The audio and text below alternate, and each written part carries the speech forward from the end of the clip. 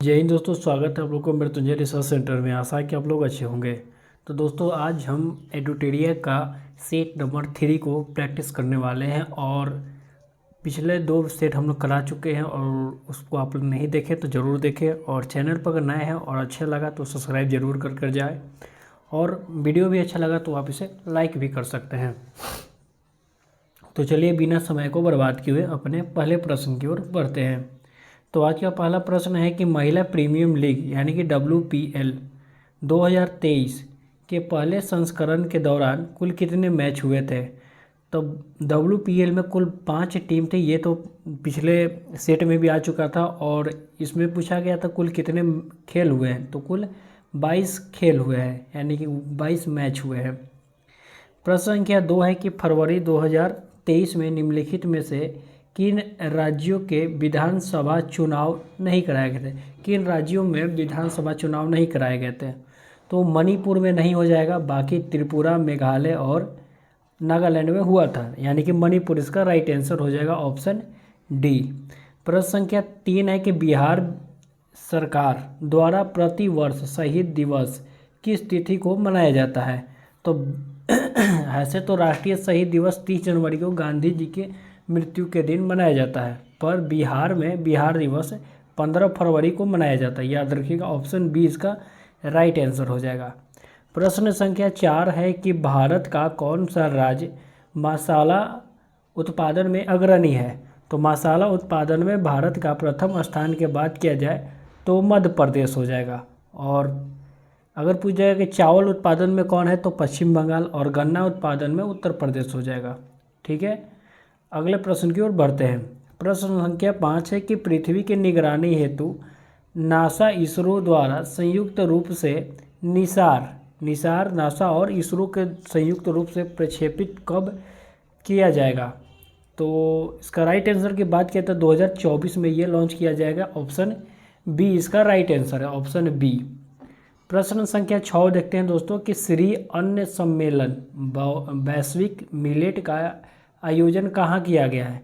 तो श्री अन्न सम्मेलन का आयोजन नई दिल्ली में श्री प्रधानमंत्री के द्वारा, श्री नरेंद्र मोदी जी के द्वारा किया गया है। तो ऑप्शन ए इसका राइट आंसर होगा। ठीक है, अगले प्रश्न की ओर बढ़ते हैं। प्रश्न संख्या 7 है कि हाल के दिनों में चर्चा में रहा मातुआ महामेला का आयोजन किस राज्य में किया गया है। तो मातुआ महामेला जो है वो नागालैंड का है। तो ऑप्शन पश्चिम बंगाल का है। ठीक है, नागालैंड का तो हॉर्नबिल है, पश्चिम बंगाल का मातुआ महामेला, ऑप्शन ए इसका राइट आंसर हो जाएगा, ऑप्शन ए। प्रश्न संख्या 8 है कि 17वें प्रवासी दिवस के दौरान लगभग कितने देशों के प्रवासी प्रतिनिधियों ने भाग लिया था। तो 70 से अधिक ही था दोस्तों। तो यहाँ ऑप्शन बी है 70, तो यही इसका राइट है। और ये इंदौर में हुआ था। इसका 17वां जो प्रवासी भारतीय दिवस है वो इंदौर में हुआ था। और यहाँ पूछा जा सकता है दोस्तों कि इसका मुख्य अतिथि कौन थे। तो ये गुयाना के जो राष्ट्रपति हो गए डॉक्टर मोहम्मद इरफान अली, यही इसका मुख्य अतिथि थे। 3500 से अधिक लोग इसमें भाग लिए थे। ठीक है, अगले प्रश्न के गोल्डन ग्लोब पुरस्कार 2023 के अंतर्गत सर्वश्रेष्ठ गीत का अवार्ड किसे दिया गया। तो नाटो नाटो सॉन्ग हो जाएगा, ऑप्शन बी। प्रश्न संख्या 10 है कि मिस यूनिवर्स 2022 का आयोजन कहाँ हुआ। तो मिस यूनिवर्स 2022 है तो ये 71वां मिस यूनिवर्स है। ठीक है, तो सबसे पहले याद रखना कि कैमा है 71वां है। ठीक है, इससे पहले वाला इजराइल में हुआ था जो 17वां था। ठीक है, तो ये कहाँ हुआ 71वां, तो अमेरिका में हुआ है। और इसका विजेता कौन है। तो बार बोनी गैब्रियल सब लोग याद रख सकते हैं। प्रश्न संख्या 11 देखते हैं कि हाल ही में किसे विश्व के सबसे ऊंचे युद्ध क्षेत्र सियाचिन के कुमार पोस्ट पर तैनात किया गया है। तो शिवा चौहान किए गए हैं। हालांकि ऑप्शन के अनुसार देखते हैं दोस्तों, तो इसका राइट आंसर हो जाएगा शिवा चौहान, ऑप्शन ए में है, ऑप्शन ए। ठीक है, प्रश्न संख्या 12 है कि इंडोनेशिया मास्टर बैडमिंटन पुरुष एकल का खिताब किसने जीता था? तो ये जोनाथन क्रिस्टी ने, ऑप्शन ए हो जाएगा। प्रश्न संख्या 13 है, थोड़ा सा पीडीएफ पर थोड़ा ख़राब आ गया दोस्तों, इसलिए आप लोग थोड़ा मैनेज कर सकते हैं इसको, ठीक है। ध्यान से सुनिए। अंतर्राष्ट्रीय महिला दिवस 2023 का विषय क्या है? तो उसका है कि digital innovation and technology for gender equality. तो ऑप्शन ए इसका राइट आंसर हो जाएगा। प्रश्न संख्या 14 है कि स्टैचू ऑफ बिलीव किस प्रतिमा संबंधित है, किन से संबंधित है? तो ऑप्शन ए हो जाएगा, भगवान शिव से है। और ये कहाँ पर ये बनाया जा रहा है? तो हालांकि ये 112 मीटर के ऊंची प्रतिमा होगी और ये जो है नाथ द्वार राजस्थान में पड़ता है, वहाँ पर ये बनाया जा रहा है, ठीक है। तो इसको आप लोग याद रख सकते हैं, भगवान शिव की प्रतिमा है स्टैचू ऑफ बिलीव, ठीक है। प्रश्न संख्या 15 है कि क्वाड शिखर सम्मेलन 2023 का आयोजन कहाँ किया जाएगा? हालांकि किया जाना था ऑस्ट्रेलिया में, तो ऑप्शन तो बी ही आंसर हो जाएगा, लेकिन हो गया जापान में। ये भी आप लोग ध्यान रखेगा, पूछेगा कहाँ किया जाएगा तो ऑस्ट्रेलिया में, लेकिन हुआ कहाँ? जापान में, ठीक है। प्रश्न संख्या 16 है कि किस शहर को सर्वश्रेष्ठ हेरिटेज सिटी पुरस्कार दिया गया है? तो ये गुजरात का शहर अहमदाबाद हो जाएगा, ऑप्शन डी सर्वश्रेष्ठ हेरिटेज सिटी। और अगर पूछ देगा कि पर्यटन के समग्र विकास हेतु प्रथम स्थान किसको मिला है? तो उत्तराखंड को मिला है, ये भी आप लोग याद रखिएगा। प्रश्न संख्या 17 है कि एयर इंडिया ने किसके साथ अपने विलय को मंजूरी दी है? तो ये विस्तारा के साथ हो जाएगा, ऑप्शन बी, जो हाल फिलहाल में मंजूरी दी है। तो ऑप्शन बी इसका राइट आंसर हो जाएगा। प्रश्न संख्या 18 है कि अंडर 19 वर्ल्ड कप 2024 है किस देश में किया जाएगा? तो अंडर 19 का पूछा गया वर्ल्ड कप 2024 वाला किस देश में किया जाएगा? तो ये श्रीलंका में किया जाएगा, ऑप्शन ए। हालांकि अगर पूछ दे 2026 का कहाँ होगा तो याद रखिएगा, तो जिम्बाब्वे और नामीबिया में हो जाएगा, जिम्बाब्वे और नामीबिया में, ठीक है। अगले प्रश्न की ओर बढ़ते हैं और अगला प्रश्न 19 नंबर है कि वर्ल्ड हैप्पीनेस रिपोर्ट 2023 में भारत का स्थान कौन सा है? तो इसमें भारत का स्थान 126 से, याद रखिएगा 126, और कुल 136 देश में 126 आया है। कुल 136 देश है जिसमें से भारत का रैंक कितना रहा? 126, जो कि बहुत ही खराब है, ठीक है। अगला प्रश्न की ओर बढ़ते हैं कि 32वां ब्याज सम्मान 2023 किसे सम्मानित किया गया? तो ये पागलखाना साहित्य के लिए, उपन्यास के लिए पागलखाना, आप लोग ये इसको याद रख सकते हैं, पागलखाना के लिए, और ये ज्ञान चतुर्वेदी को मिला है, ऑप्शन बी इसका राइट आंसर हो जाएगा। प्रश्न संख्या 21 से देखते हैं कि पाक जल डमरू मध्य को तेजी से तैरकर पार करने वाली पहले भारतीय कौन बन गई है? तो इसका राइट आंसर हो जाएगा सपना रमेश सेलार, ऑप्शन ए इसका राइट आंसर हो जाएगा, सपना रमेश सेलार, ऑप्शन ए इसका राइट आंसर हो जाएगा। अगले प्रश्न की ओर बढ़ते हैं दोस्तों कि राष्ट्रपति द्रौपदी मुर्मू द्वारा किसे प्रेसिडेंस कलर अवार्ड प्रदान किया गया है? तो श्रीमती जो राष्ट्रपति जो है उनके द्वारा किसे प्रेसिडेंट कलर अवार्ड दिया गया, ये पूछ रहा है। तो इसका राइट आंसर की बात किया जाए तो द्रोणाचार्य हो जाएगा, ऑप्शन डी। सॉरी दोस्तों, थोड़ा सा 23 नंबर प्रश्न देखते हैं कि भारत की पहली व्यवहारिक प्रयोगशाला स्थापित की गई है, तो कहाँ पर किया गया है? तो ये बताना है, तो जयपुर में किया जाएगा, ऑप्शन ए इसका राइट आंसर हो जाएगा। प्रश्न संख्या 24 देखते हैं कि मेथनॉल से चलने वाले पहले बस का अनावरण नागपुर में किसके द्वारा किया गया है? तो ये तो सबको पता होगा, नितिन गडकरी जी के पास से किया गया, ऑप्शन ए इसका राइट आंसर हो जाएगा। प्रश्न संख्या 25 देखते हैं कि हाल ही में इला भट्ट का निधन हो गया है, तो उनका संबंध किससे है? तो इला भट्ट जो तो समाज सेवक थे, तो ऑप्शन ए हो जाएगा, इला भट्ट कौन थे? समाज सेवक थे। 26 नंबर प्रश्न देखते हैं कि भारत का दूसरा सबसे बड़ा गंगा बेसिन कौन है? तो पहला पता हो जाएगा गंगा, नदी बेसिन का पूछा है दोस्तों, गंगा बेसिन नहीं, नदी बेसिन का पूछा गया, तो पहला पता हो जाएगा गंगा बेसिन, दूसरा पर कौन हो जाएगा? नर्मदा, यानी कि ऑप्शन बी इसका राइट आंसर हो जाएगा। प्रश्न संख्या 27 है कि सर्वाधिक ऊंचाई पर स्थित दर्रा कौन है? तो तो ये नाथुला दर्रा हो जाएगा। नाथुला दर्रा कहाँ पर है ये जब बताइए, तो ये सिक्किम में हो जाएगा, ये सिक्किम में है। ठीक है, अगले प्रश्न की ओर बढ़ते हैं। केसर मिश्रण है, केसर किसका मिश्रण है? तो केसर बीज और कलियाँ दोनों का मिश्रण है। ऑप्शन ए इसका राइट आंसर हो जाएगा, बीज और कलियाँ। प्रश्न संख्या 29 देखते हैं दोस्तों, इम्पोर्टेंट अच्छा प्रश्न है। प्रश्न है कि मिकिर की पहाड़ी स्थित है। तो मिकिर की पहाड़ी कहाँ स्थित है? तो मिकिर की जो पहाड़ी है वो असम में हो जाएगा। ऑप्शन ए इसका राइट आंसर हो जाएगा, मिकिर की पहाड़ी असम में हो जाएगा। प्रश्न संख्या 30 देखते हैं कि वृक्षों को काटने से बचाने हेतु चिपको आंदोलन कब शुरू किया था? कब शुरू किया गया था? तो ये बताना कि चिपको आंदोलन कब शुरू किया था। हालांकि चिपको आंदोलन शुरू किसने किया था, ये अगर पूछे इसका नेतृत्व कौन किए थे तो ये पूछा जाएगा, तो सुंदरलाल बहुगुणा का आप लोग मार सकते हैं।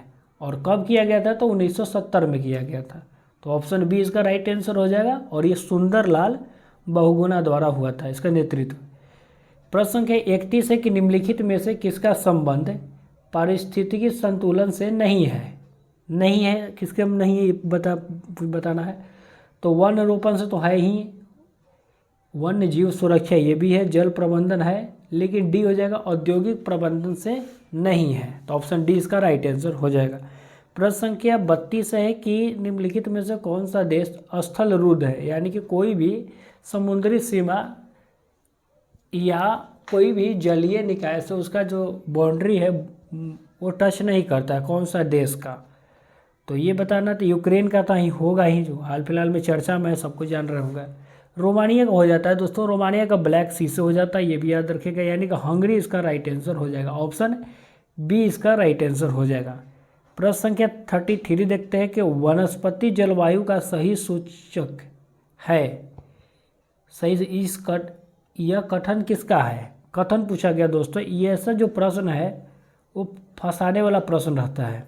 ठीक है, तो आप लोग इसको खास कर ध्यान दीजिए कि वनस्पति जलवायु का सही सूचक है, यह कथन किसका है ये बताया ना। तो इसका राइट आंसर की बात किया जाए तो थार्नेट वेट हो जाएगा। ऑप्शन सी इसका राइट आंसर हो जाएगा, थार्ट वेट। प्रश्न संख्या 34 है कि भारत में अप्रत्यक्ष निर्वाचन का प्रथा किस वर्ष प्रारंभ हुआ था? अप्रत्यक्ष निर्वाचन का प्रथा तो 1892 में हुआ था, याद रखिएगा। और 1892 में ही बहस करने का अधिकार दे दिया था, किस पर? व्यय और बजट पर। ठीक है, तो आप लोग इसको अच्छा से याद रख सकते हैं।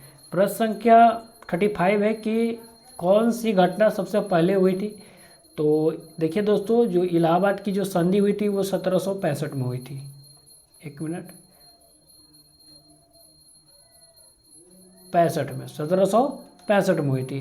प्रथम आंग्ल मराठा युद्ध, प्रथम आंग्ल मराठा युद्ध 1775 से 82 ये चला था। अच्छा, सलवाई की संधि कब हुआ था? तो 1782 में, इसको भी आप लोग याद रखते हैं। और तृतीय मैसूर युद्ध जिसमें टीपू सुल्तान ने भाग लिए थे, और टीपू सुल्तान, तो ऑप्शन इसका ए ही हो जाएगा। सबसे पहले तो 1765 ही आना, यानी इलाहाबाद की संधि इसका राइट आंसर हो जाएगा। ठीक है, अगले प्रश्न की ओर बढ़ते हैं। अगला प्रश्न को अच्छे से देखते हैं कि 36वां प्रश्न है कि निम्नलिखित में से किस एक ने सुभाष चंद्र बोस को देश नायक, ध्यान रखिए यहाँ कन्फ्यूजन वाला आता है। ठीक है, तो कन्फ्यूजन दूर करके यहाँ से जाइए कि देश नायक कहकर संबोधित किया है। तो देश नायक, ध्यान दीजिए दोस्तों, तो देश नायक जो बोले थे सुभाष चंद्र बोस को रविन्द्रनाथ टैगोर ने बोले थे। ठीक है, तो इसका ऑप्शन तो बी इसका राइट हो गया। लेकिन एक महात्मा गांधी जी ने वो उपाधि दिए थे और संबोधित किए थे सुभाष चंद्र बोस को। तो महात्मा गांधी ने देशभक्तों का भक्त बोला था। ठीक है, तो ये भी याद रखिएगा, देशभक्तों का भक्त किसने बोला था? महात्मा गांधी जी ने। ठीक है, प्रश्न संख्या 37 देखते हैं कि भारत छोड़ो आंदोलन के समय भारत का प्रधान सेनापति कौन था? तो ये तो आसान प्रश्न है कि लॉर्ड वेवेल था। ठीक है, वो ये तो 43 से लेकर 47 तक रह गया था, तो लॉर्ड वेवेल हो जाएगा, ऑप्शन बी। ठीक है, 38 नंबर प्रश्न देखते हैं कि मुस्लिम लीग द्वारा सर्वप्रथम प्रत्यक्ष कार्यवाही दिवस कहाँ मनाया गया था? तो तो बनाया तो गया था कोलकाता, लेकिन प्रश्न पूछे कब बनाया गया था, तो ये इम्पोर्टेंट आ जाता है। तो कब बनाया गया था? 16 अगस्त 1946 को। आप लोग इसको ध्यान से देखिए, 16 अगस्त 1946 को। ये बार बार पूछे जाने वाला प्रश्न है, इसको आप इम्पोर्टेंट प्रश्न में भी डाल सकते हैं। 39 नंबर प्रश्न देखते हैं कि दिल्ली सल्तनत में दीवाने अर्ज विभाग का स्थापना किसने किया था? तो दीवाने अर्ज जो विभाग था वो बलबन ने शुरू किया था। ऑप्शन ए हो जाएगा बलबन। ठीक है, दीवाने अर्ज बलबन का ये विभाग था। 40 नंबर प्रश्न देखते हैं कि निम्नलिखित में से कौन फारसी का प्रथम कवि था जिसने अपने कविता में भारतीय पर्यावरण को चित्रित किया था? ठीक है, तो भारतीय पर्यावरण को चित्रित करने वाला प्रथम फारसी कौन था ये बताना है। तो इसका राइट आंसर की बात की तो अमीर खुसरो हो जाएगा। ऑप्शन डी इसका राइट आंसर हो जाएगा, अमीर खुसरो। और अमीर खुसरो को टोटा ए हिंद या हिंदुस्तान शैली का जन्मदाता भी इनको बोला जाता है। ऑप्शन डी इसका राइट आंसर हो जाएगा। प्रश्न संख्या 41 है कि कौन सुमेलित है ये बताना है। ठीक है, तो इनमें तो सभी सुमेलित ही हैं। चंद्रवाड़ का युद्ध 1198 बिल्कुल है। तैमूर का आक्रमण 1398 में हुआ था। तालीकोटा का युद्ध 1565 में हुआ था। तो ऑल ऑफ डीज हो जाएगा इनमें से सभी। ऑप्शन डी इसका राइट आंसर हो जाएगा। प्रश्न संख्या 42 देखते हैं कि जौनपुर का स्थापना किस शासक द्वारा किया गया था? तो जौनपुर का जो स्थापना है वो फिरोज शाह तुगलक द्वारा किया गया था, और उसका चचेरा भाई जो था जौना खान यानी कि मोहम्मद बिन तुगलक, उसी के याद में किया था, स्मृति में। तो ऑप्शन बी इसका राइट आंसर हो जाएगा। 43 नंबर प्रश्न देखते हैं कि भारत में मानव का सर्वप्रथम साक्ष्य कहाँ मिला है? तो नर्मदा नदी की घाटी में मिला है दोस्तों, याद रखिएगा। और ये पूछेगा नर्मदा नदी की घाटी में कहाँ पर मिला है? तो हथनौर में मिला है। हथनौर में, हथनौरा बोला जाता है दोस्तों, हथनौरा। ठीक है, जो वर्तमान में होशंगाबाद का आप लोग नाम से जानते होंगे। ठीक है, अगला प्रश्न 44 नंबर प्रश्न है कि सैंधव सभ्यता के महान स्नानागार कहाँ से मिला है? तो मोहनजोदड़ो से मिला है, मोहनजोदड़ो से। और इसका लंबाई चौड़ाई कितना है तो पूछा जाएगा, तो याद रखिए 55 मीटर इंटू 33 मीटर इसका लंबाई चौड़ाई बता दिए। ठीक है, प्रश्न संख्या 45 है कि किस शासक द्वारा सर्वप्रथम पाटलिपुत्र का राजधानी के रूप में चयन किया था? तो ये उदयन ने किया था। ऑप्शन सी इसका राइट आंसर हो जाएगा। 46 नंबर प्रश्न देखते हैं कि भारतीय संविधान को संविधान सभा द्वारा अंगीकृत कब किया गया था? तो अंगीकृत कहेगा तो 26 नवंबर 1949 हो जाएगा। ठीक है, और लागू कब हुआ था? तो 26 जनवरी 1950 हो गया था। हालांकि ऑप्शन इसका बी हो जाएगा, 26 नवंबर 1949 को अंगीकृत किया गया था। 47 नंबर प्रश्न है कि निम्नलिखित में से कौन सा विषय समवर्ती सूची का है? समवर्ती सूची का है यानी कि उस पर राज्य भी और केंद्र दोनों के सहमति से कानून बनाया जा सकता है। तो जनसंख्या नियंत्रण एवं परिवार नियोजन हो जाएगा। Option C. ये शक्तियों का विभाजन किस अनुसूची में ये पूछेगा तो आप लोग 7वीं अनुसूची को टिक कर सकते हैं। ऑप्शन मिलेगा बी पर ये। ठीक है, 7वीं अनुसूची में ऑप्शन बी पर ही रहता है।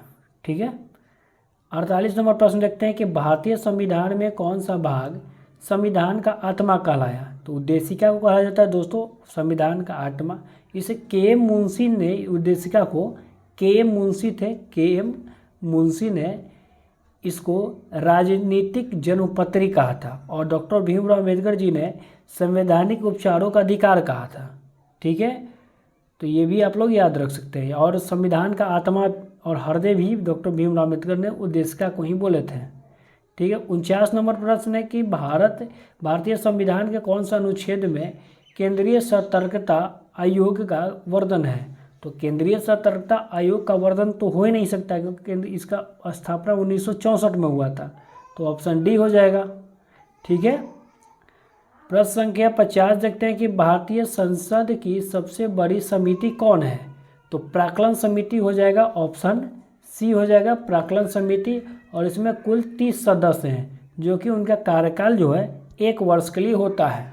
ठीक है, अगले प्रश्न की ओर बढ़ते हैं। 51वां प्रश्न कि प्रत्येक राज्य में लोकसभा और विधानसभा के सीटों का निर्धारण परिसीमन आयोग द्वारा किया जाता है। इस परिसीमन आयोग को कब तक हस्तक्षेप नहीं किया जाएगा। ठीक है, इस परिसीमन आयोग में कब तक हस्तक्षेप नहीं किया जाएगा। ठीक है, तो ये 2026 तक ले नहीं किया जाएगा। 84वां संविधान संशोधन के द्वारा इसे 2026 तक रोका गया है। ठीक है, प्रश्न संख्या 52 है कि संविधान के अंतर्गत उच्चतम न्यायालय से विधि के प्रश्न राय लेने का अधिकार क्या तो किनको है। तो ये अनुच्छेद 143 के तहत राष्ट्रपति को है उच्चतम न्यायालय से राय लेने का अधिकार। ठीक है, हालांकि मानने का अधिकार नहीं है। ठीक है, उसे मान भी सकते हैं ना भी मान सकते हैं। तो इसके संदर्भ में उच्चतम न्यायालय देने के लिए भी बाध्य नहीं है, वो दे भी सकता है ना भी दे सकता है, ये भी ध्यान रखिएगा। ठीक है, 53 नंबर प्रश्न है कि राज्य सरकार का कार्यकारी अध्यक्ष या संवैधानिक प्रमुख कौन होता है। राज्य सरकार को पूछे तो ऑप्शन बी हो जाएगा राज्यपाल, जो कि अनुच्छेद किस में है तो ये 154 में बोला गया, ये भी आप लोग याद रखिएगा। ठीक है, 54 नंबर प्रश्न है कि सतत विकास के लिए आवश्यक है। तो सतत विकास के लिए आवश्यक है इनमें से सभी। जैविक विविधता का संरक्षण तो वहीं, प्रदूषण का नियंत्रण है, निर्धनता का घटना तो होगा ही, यानी कि ऑप्शन डी हो जाएगा, ऑल ऑफ डीज। ठीक है, हालांकि ये जो सेट है दोस्तों कुछ आसान पड़ रहा है। ठीक है, मुझे जहाँ तक लग रहा है, और आप लोगों को कैसा लग रहा है आप कमेंट में बता सकते हैं। ठीक है, हम बहुत सारा प्रश्न सेट मारे दोस्तों, लेकिन उसमें एडुटेरिया का सेट कुछ बहुत अच्छा लगा है। ठीक है, नॉलेज वाला लगा है। बाकी बहुत सारे सेट हैं, उतना खास नहीं है। वर्षा का मात्रा निर्भर करती है, किस पर निर्भर करती है ये बताना है। तो वायुमंडल की नमी पर करता है, ऑप्शन बी हो जाएगा, वायुमंडल की नमी पर करता है। ठीक है, प्रश्न संख्या 56 देखते हैं कि नगरीकरण एवं औद्योगिकरण हानिकारक है। तो नगरीकरण और औद्योगिकरण हानिकारक है, ऑल ऑफ डीज हो जाएगा, ऑप्शन डी हो जाएगा इसका राइट आंसर। प्रश्न संख्या 57 है कि साइलेंट वैली परियोजना निम्नलिखित में से किस राज्य से संबंधित है। तो ये केरल से संबंधित है, ऑप्शन सी इसका राइट आंसर हो जाएगा। प्रश्न संख्या 58 है कि भारत में सबसे अधिक जैविक विविधता संपन्न क्षेत्र कौन सा है। तो सबसे अधिक, हालांकि 4 मुख्य हैं, ये भी याद रखिएगा। कितने मुख्य हैं 4, लेकिन सबसे अधिक पूछ रहा है तो पश्चिमी घाट हो जाएगा, ऑप्शन सी। 4 मुख्य याद रखिएगा दोस्तों, या लिख सकते हैं कि पूर्वी हिमालय हो जाता है, पूर्वी हिमालय हो जाता है। पश्चिमी घाट ऑप्शन में देख ही रहे हैं। म्यांमार से जो सीमा लगता है भारत का वो भी हो जाता है, और सुंदरलैंड हो जाता है। ठीक है, तो आप लोग इसको नोट कर सकते हैं, ये पूछा जा सकता है। प्रश्न संख्या 59 है कि थोड़ा सा आप लोग ध्यान से, यहाँ पर नज़र नहीं आ रहा होगा लेकिन पढ़ लेते हैं कि इलेक्ट्रा गोल्ड कप किससे संबंधित है। तो ये टेबल टेनिस है, ऑप्शन ए हो जाएगा। प्रश्न, हालांकि पीडीएफ इसका प्रोवाइड कर देंगे तो वहाँ से आप लोग अच्छे से देख लीजिएगा। प्रश्न संख्या 60 है कि निम्नलिखित में से कौन सा देश सार्क सदस्य नहीं है। तो म्यांमार हो जाएगा। सार्क में कुल 8 देश हैं, और 8 कौन कौन देश हैं एक बार फट से रिविजन कर लेते हैं। तो भारत तो हो जाएगा सबसे पहले, अब उसका पड़ोसी देख लेते हैं। तो पाकिस्तान, बांग्लादेश, नेपाल, भूटान, श्रीलंका, मालदीव और अफगानिस्तान। फिर से एक बार देख लेते हैं दोस्तों, भारत हो जाएगा, उसका पड़ोसी में म्यांमार को छोड़कर देख लेते हैं तो, और चीन को भी छोड़ देना है। ठीक है, क्योंकि चीन तो अपना पड़ोसी है ही नहीं, है लेकिन पड़ोसी अच्छा नहीं है। भारत हो गए, पाकिस्तान, बांग्लादेश, नेपाल, भूटान, श्रीलंका, मालदीव, अफगानिस्तान। प्रश्न संख्या 62 है कि इनमें से कौन सा लोक नृत्य छत्तीसगढ़ का है। तो ऑप्शन इसका ए हो जाएगा। एक मिनट, शायद एक प्रश्न छूट गया है। हाँ, प्रश्न संख्या है कि वह रेखा धूप के समान अवधि को स्थान को मिलाने, तो आइसोहेल कहते हैं इसको दोस्तों, ऑप्शन ए हो जाएगा। धूप का जब भी आएगा कि कौन सा रेखा मिलान करता तो आइसोहेल हो जाता, ऑप्शन ए। प्रश्न संख्या 62 है कि इनमें से कौन सा लोक नृत्य छत्तीसगढ़ राज्य का है। तो ऑप्शन ए हो जाएगा, पांडवानी, नवारानी और डागला। ठीक है, प्रश्न संख्या 63 फंसाने वाला प्रश्न है, इसको आप लोग ध्यान से समझिए कि अंतर्राष्ट्रीय खेल दिवस कब मनाया जाता है। अंतर्राष्ट्रीय खेल दिवस 6 अप्रैल को मनाया जाता है, तो ऑप्शन ए इसका राइट आंसर। पूछेगा राष्ट्रीय खेल दिवस तो 29 अगस्त को, ठीक है। और 21 सितंबर को क्या है दोस्तों, विश्व शांति दिवस, ये भी याद रखेगा। और 11 दिसंबर को क्या है, तो विश्व पर्वत दिवस, ठीक है। तो सारा ऑप्शन भी क्लियर होते जा रहा है आपको। प्रश्न संख्या 64 देखें कि संगीत नाटक अकादमी का स्थापना कब हुआ था। तो संगीत नाटक अकादमी का स्थापना 1953 में हुआ, तो ऑप्शन ए हो जाएगा। प्रश्न संख्या 65 है कि असम राइफल का मुख्यालय कहाँ है। तो असम राइफल का जो मुख्यालय वो शिलोंग में हो जाएगा, ऑप्शन डी इसका राइट आंसर। शिलोंग कहाँ है, मेघालय में हो जाता है, ठीक है। तो ऑप्शन डी हो जाएगा शिलोंग।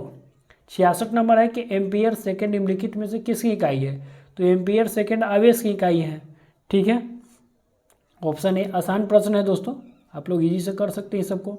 67 नंबर प्रश्न है कि मानव शरीर के कौन से 2 मुख्य अंग काफी मात्रा में चुंबकीय क्षेत्र उत्पन्न करता है।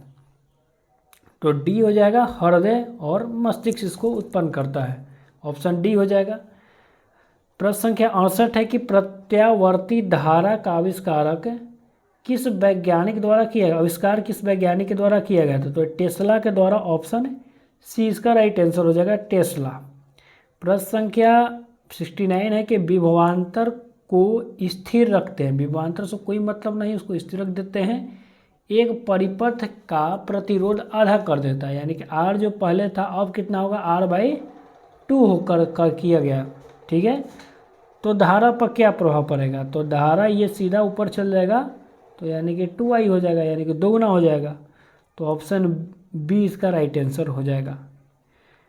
प्रश्न संख्या 70 देखते हैं कि निम्नलिखित में से किस रंग का विचलन कोण सबसे कम है। सबसे कम पूछा गया, सबसे अधिक पर ध्यान मत दीजिएगा, गलती लोग लड़कन करते हैं, सबसे कम पूछा है सबसे अधिक पर मार देते हैं, ठीक है। तो सबसे कम जो है वो लाल पर होता है, सबसे अधिक बैगनी हो जाएगा, ठीक है।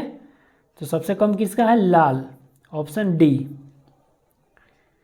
प्रश्न संख्या हम 71 पर आ गए हैं दोस्तों, और अच्छा लग रहा है तो लाइक कर सकते हैं कि यदि एक वास्तविक वस्तु का प्रतिबिंब बनाने के लिए उत्तल दर्पण का उपयोग किया जाता है तो निम्नलिखित में से कौन सा कथन गलत है। गलत को ढूंढना है, तो प्रतिबिंब वास्तविक होगा, जो कि गलत है पहला ही, यही हमारा सही आंसर होगा, ठीक है। तो आगे चेक करने की कोई ज़रूरत नहीं है, आगे बढ़िए आप। 72 नंबर प्रश्न है कि निम्नलिखित में से क्या आर्किमिडीज के सिद्धांत पर आधारित नहीं है। निगेटिव वाला बहुत सारा प्रश्न पूछा गया दोस्तों, इस पर ध्यान दीजिएगा कि क्या नहीं है। तो हाइग्रोमीटर हो जाएगा, पनडुब्बी होगा ही, लैक्टोमीटर बिल्कुल हो जाएगा, ओडोमीटर नहीं होगा, तो ऑप्शन डी इसका राइट आंसर हो गया, ओडोमीटर नहीं होगा। 73 नंबर प्रश्न है कि निम्नलिखित में से कौन सा रासायनिक परिवर्तन का उदाहरण है। तो रासायनिक परिवर्तन ऑप्शन ए ही हो जाएगा, मक्खन का खट्टा होना, ठीक है। 74 नंबर प्रश्न है कि निम्नलिखित में से कौन सा ऊर्ध्वपातन पदार्थ नहीं है। यहाँ पर भी नहीं पूछ दिया, तो ऊर्ध्वपातन पर जो ठोस से सीधा किस में हो जाए, गैस में परिवर्तन हो जाए, उसको हम ऊर्ध्वपातन कहते हैं। तो सोडियम सल्फेट जो है वो नहीं हो पाता है, तो ऑप्शन ए इसका राइट आंसर हो जाएगा। 75 नंबर प्रश्न है कि किसी एक तत्व का इलेक्ट्रॉनिक विन्यास 2 8 7 है, तो इसका संयोजकता क्या होगा ये बताना है। तो कितने कमी हो रहा है, एक की कमी हो रहा है, तो ये संयोजकता हो जाएगा, ऑप्शन डी इसका राइट आंसर हो जाएगा। 76 नंबर प्रश्न है कि वे अम्ल जिनमें हाइड्रोजन के साथ ऑक्सीजन के अतिरिक्त अन्य अधात्विक तत्व होते हैं क्या कहलाते हैं। तो इसका राइट आंसर की बात किया जाए तो अनऑक्सी अम्ल, ऑप्शन सी इसका राइट आंसर हो जाएगा। 77 नंबर प्रश्न देखते हैं कि ये जो इम्पोर्टेंट प्रश्न है दोस्तों, 77 को आप लोग VBI लगा लीजिए पहले ही, क्योंकि ये काफ़ी प्रश्न जो है आजकल पूछा जा रहा है, और काफ़ी कहीं ना कहीं जैसे कि बिहार दरोगा का तो वही बिहार पुलिस में भी आ सकता है और BPSC में भी आ सकता है, अभी BSSC जो है उसमें भी आ सकता है। तो आप लोग इसको इम्पोर्टेंट कर लीजिए, कहीं लिख लीजिए प्रश्न को कि मिथाइल ऑरेंज का क्षारीय माध्यम में कौन सा रंग होता है। तो ये पीला गुलाबी होता है, ऑप्शन डी इसका राइट आंसर हो जाएगा, इसको आप लोग लिख सकते हैं। 78 नंबर प्रश्न है कि एल्युमिनियम ऑक्साइड प्राकृतिक रूप में कैसी होती है। तो एल्युमिनियम ऑक्साइड जो है प्राकृतिक रूप में उभयधर्मी होता है, उभयधर्मी धर्मी हो जाता है। ठीक है।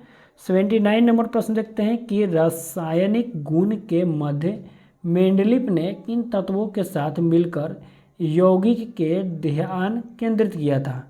तो हाइड्रोजन और ऑक्सीजन के, क्योंकि ये ज़्यादा अभिक्रिया करता है इसलिए हाइड्रोजन और ऑक्सीजन, यानी कि ऑप्शन डी हो यहाँ पर, हाइड्रोजन और ऑक्सीजन के साथ किया था। निम्नलिखित 80 नंबर प्रश्न, निम्नलिखित में से कौन सा तत्व आवर्त सारणी में सर्वाधिक ऋणात्मक है। तो फ्लोरीन हो जाएगा, सर्वाधिक ऋणात्मक फ्लोरीन है। आप लोग याद रख सकते, सर्वाधिक फ्लोरीन है, उसके बाद क्लोरीन, उसके बाद ब्रोमीन, उसके बाद आयोडीन, उसके बाद स्टैटिन। फिर से लिख सकते हैं दोस्तों कि फ्लोरीन सबसे ज़्यादा, क्लोरीन, उसके बाद ब्रोमीन, फिर आयोडीन और स्टैटिन। ठीक है, तो यही है। 81 नंबर प्रश्न कि ग्राफीन क्या है। तो ये कार्बन का अपरूप है जो कागज से भी पतला पदार्थ बनाने के काम आता है, ये भी आप लोग याद रख सकते हैं ग्राफीन से। यूट्रोफिकेशन के परिणाम निम्नलिखित में से किसका न्यूनीकरण होता है। तो इसका हो जाएगा ऑप्शन बी हो जाएगा विलीन ऑक्सीजन का, विलीन ऑक्सीजन का, ऑप्शन बी। 83 नंबर प्रश्न देखते हैं कि निम्नलिखित में से कौन सा एक कीटभक्षी पौधा नहीं है। नहीं वाला प्रश्न ज़्यादा इस शीट में है, आप लोग ध्यान दीजिएगा। तो ऑप्शन ए ही हो जाएगा, प्रोथैलस कीटभक्षी पौधा नहीं है। 84 नंबर प्रश्न है कि पहला वनस्पति विज्ञानी किसे कहा जाता है। तो थियोप्रेस्टस, ऑप्शन सी आसान प्रश्न है, थियोप्रेस्टस। एंटीबायोटिक निम्नलिखित में से किस कवक से। तो पेनिसिलिन, ऑप्शन सी इसका राइट आंसर हो जाएगा, ऑप्शन सी। 86 नंबर प्रश्न है कि निम्नलिखित में से कौन सा पादप हार्मोन कोशिका विभाजन से संबंधित है। कोशिका विभाजन से साइटोकाइनिन संबंधित है, ऑप्शन सी। और ये जो साइटोकाइनिन है ये कहाँ पर होता है ये पूछा जाएगा। तो ये अग्रसिर पर होता है, जर्क जो होता है उसके अग्रसिर पर होता है। ठीक है। और साइटोकाइनिन का खोज 1955 में मिलर ने किया था। किसने, ये भी आप लोग लिख सकते हैं, मिलर ने किया था। ठीक है। 87 नंबर प्रश्न है कि श्वसन का पहला चरण ग्लूकोज का डैश में विखंडन होता है। तो पाइरूवेट में होता है, ऑप्शन ए हो जाएगा, किसमें, पाइरूवेट, पाइरूवेट में। ठीक है। 88 नंबर प्रश्न देखते हैं कि निम्नलिखित में से कौन सा पौधा ब्रायोफाइटा समूह के अंतर्गत आता है। तो ब्रायोफाइटा समूह के अंतर्गत कौन आता है ये बताना है। ठीक है। तो इसका राइट आंसर बता मार्केसिया हो जाएगा, ऑप्शन सी। ठीक है। 89 नंबर प्रश्न देखते हैं कि उस वाहिनी का नाम क्या है जो पुरुष के वृषण से निकलती है और शुक्राणु के शरीर में जाती है। तो शुक्रवाहिनी, ये क्वेश्चन अच्छा से पढ़िएगा, क्वेश्चन में आंसर है शुक्रवाहिनी। ठीक है, ऑप्शन बी, शुक्रवाहिनी। अगला प्रश्न देखते हैं 90 नंबर की हमारी आंखों का लेंस का क्या काम है ये बताना है। तो हमारी आंखों का लेंस का काम क्या है, फोकस दूरी को बदलना, दूर है तो उसको दूर फोकस दूरी को बढ़ा देना और नज़दीक है तो फोकस दूरी को कम करना। ठीक है, तो ऑप्शन सी हो जाएगा। प्रश्न संख्या 91 है कि रक्त में पाए जाने वाला कौन सा घटक ऑक्सीजन परिवहन के लिए जिम्मेवार होता है। तो ऑक्सीजन जो परिवहन होता है वो आरबीसी में होता है, तो ऑप्शन डी हो जाएगा, आरबीसी। प्रश्न संख्या 92 इंपॉर्टेंट प्रश्न है कि अदृश्य निर्यात किसे कहते हैं। तो अदृश्य निर्यात उसे कहते हैं जो सेवाओं का निर्यात करे, सेवाओं का निर्यात करे, जैसे कि पर्यटन का, बीमा का। ठीक है, तो ये सब का जो निर्यात करता है उसको हम लोग अदृश्य, जो देखा नहीं जा सकता, आप सेवा को थोड़े ना आप देख सकते हैं। ठीक है, 93 नंबर प्रश्न देखते हैं कि छठी पंचवर्षीय योजना के दौरान निम्नलिखित में से कौन सा कार्य शुरू किया गया था। तो जो छठी पंचवर्षीय योजना था उसके तरह एकीकृत ग्रामीण विकास हुआ था, तो ऑप्शन ए ही इसका राइट आंसर हो जाएगा, ऑप्शन ए इसका राइट आंसर हो जाएगा। 94 नंबर प्रश्न है कि प्रच्छन्न बेरोजगारी का समानता क्या अर्थ है। प्रच्छन्न बेरोजगारी जो है दोस्तों वो ग्रामीण में ज़्यादा देखा जाता है, ग्रामीण क्षेत्र में, जो जिसको हम छुपी हुई बेरोजगारी भी कहते हैं। ठीक है, तो ये क्या है, श्रमिकों के सीमांत जो उत्पादक है उसको शून्य कर देगा। एक ही जैसे खेत है उसमें पूरा बाल बच्चा परिवार लगकर खेती करता है। ठीक है, तो उसका सीमांत उत्पादक क्या हो गया, शून्य हो गया, तो ऑप्शन सी इसका राइट आंसर हो जाएगा। प्रश्न संख्या 95 के राष्ट्रीय आय आकलन का गठन किस वर्ष हुआ था। तो 1949 में हुआ था। और इसका पूछा जा सकता है कि राष्ट्रीय जो आय आकलन है इसका अध्यक्ष कौन थे, ये इंपॉर्टेंट प्रश्न है। तो पीसी महालनोबिस थे, इसको आप लोग याद रखिएगा। 96 नंबर प्रश्न आप लोग कर सकते हैं दोस्तों, इसका हम ऑप्शन के आंसर बता देते हैं। ऑप्शन सी इसका राइट आंसर हो जाएगा। 97 नंबर का ऑप्शन ए हो जाएगा। स्क्रीनशॉट लेकर आप लोग इसे जरूर बनाइए, ठीक है। अगर नहीं आता है तो इसको आप लोग कमेंट कीजिए, हम आपको अथी में टेलीग्राम पर हम इसका आंसर सॉल्व करके भेज सकते हैं, ठीक है। अगर आप लोग कमेंट कीजिएगा तो हमको पता चलेगा, हम उसको लगले आपको प्रोवाइड करवा देंगे टेलीग्राम पर, ठीक है। 98 नंबर प्रश्न है कि 98 नंबर प्रश्न का ऑप्शन है जगह 945। 99 नंबर का प्रश्न का ऑप्शन देखिए दोस्तों, इसका ऑप्शन ए हो जाएगा। स्क्रीनशॉट लेते जाइए दोस्तों आप लोग। और 100 नंबर प्रश्न को देखिए, और अच्छा प्रश्न है, आसान प्रश्न है, ऑप्शन ए हो जाएगा। अगर आप लोगों को यहाँ दिक्कत हो रहा है तो आप लोग टेलीग्राम पर मैसेज तो नहीं कर सकते, यहाँ पर मैसेज कमेंट कीजिएगा, हम इसको बनाकर टेलीग्राम पर डाल देंगे। और कैसा लगा आप लोग कमेंट में ज़रूर बताइए। और जाते जाते कमेंट में तो जय हिंद ज़रूर लिखिएगा, क्योंकि हम लोग जय हिंद के लिए ही तो जी रहे हैं, ठीक है।